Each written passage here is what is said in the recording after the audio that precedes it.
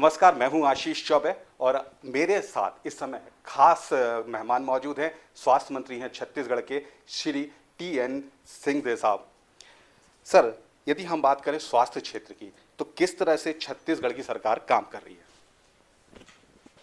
अपने तरफ से लोगों को स्वास्थ्य की सेवाएं मुहैया हो सकें, जेब से उनको अतिरिक्त कम से कम खर्चा करना पड़े और दवाइयों की उपलब्धता, दवाइयों की उपस्थिति, बेहतर गुणवत्ता की सेवाएं, मेडिकल कॉलेजों को खोलने से लेके उप स्वास्थ्य केंद्रों को नए स्वरूप में तब्दील करना, तो ये सारे पैमानों पे प्रयास चल रहा है कि चाहे वो प्राइमरी हेल्थ केयर हो, चाहे सेकेंडरी हेल्थ केयर हो, चाहे टर्शरी हेल्थ केयर हो, वो पब्लिक सेक्टर से, पब्लिक क्षेत्र से, गवर्नमेंट की व्यवस्थाओं से बेहतर मिल सके। सर, एक महंगी दवाई बहुत बड़ी एक समस्या बनी हुई है, चाहे हम पूरे देश की बात कर लें। अब देश में जेनरिक की शुरुआत हुई है। माफ़ी चाहूँगा, छत्तीसगढ़ में किस तरह का कदम? मैं परसों ही गया था सरगुजा क्षेत्र में और वहाँ दौरे के समय मैं कुछ स्वास्थ्य केंद्रों में गया और मुझे बहुत खुशी हुई कि वहाँ उन स्वास्थ्य केंद्रों में उदयपुर की सीएचसी को भी मैंने देखा, रघुनाथपुर की पीएचसी को भी देखा, कुछ और संस्थाओं को देखा कि बड़े व्यवस्थित तरीके से एक्सपायरी डेट के पन्नों को, कागजों को लगा के, पिजन होल्स जैसे बने रहते हैं, खाने बने रहते हैं, तो हर खाने में अलग प्रकार की दवाई और कब वो एक्सपायर होने वाली है उसकी स्थिति से लेके काउंटर पे वैसे ही डब्बे बना के जिसमें अलग अलग खंड में अलग अलग दवाइयाँ रखी हुई हैं और जेनरिक दवाइयाँ बड़े पैमाने पे वहाँ उपलब्ध थी और डॉक्टर साहब लोगों ने कहा कि बहुत उच्च कोटि की ये दवाइयाँ हैं। जेनरिक दवाइयाँ जो आई हैं बहुत हाई क्वालिटी की ये दवाइयाँ हैं। तो यही प्रयास है कि कुछ ही नहीं, सारी दवाइयाँ जो सीजीएमएससी के माध्यम से छत्तीसगढ़ शासन स्वास्थ्य विभाग की ओर से खरीदी कर रहा है, ये सस्ती और बेहतर गुणवत्ता।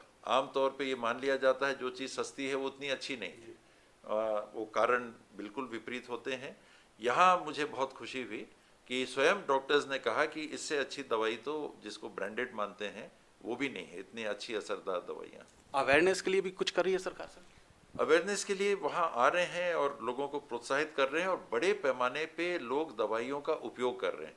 ऐसा नहीं है कि लोग नहीं कर रहे हैं, कुछ जगहों पे होता है, शहरी क्षेत्रों में मध्यम या उच्च मध्यम वर्ग में ये अभी भी सोच बनी हुई है कि नहीं, जो ब्रांडेड दवाइयाँ हैं, ये जेनरिक दवाइयाँ भी जो उच्चतम क्वालिटी की कंपनियाँ हैं वही बनाती हैं जेनरिक दवाई।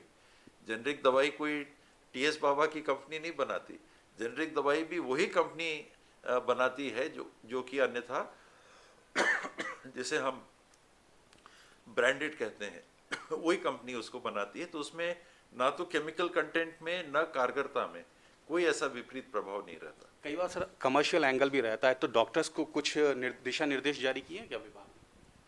डॉक्टर्स खरीदी नहीं करते। हमारा यही प्रयास है कि डॉक्टर्स की जो पहले स्वतंत्रता थी दवाई खरीदने की वो कर्टेल की जाए और मैक्सिमम दवाइयाँ सीजीएमएससी के माध्यम से खरीदी जाएं।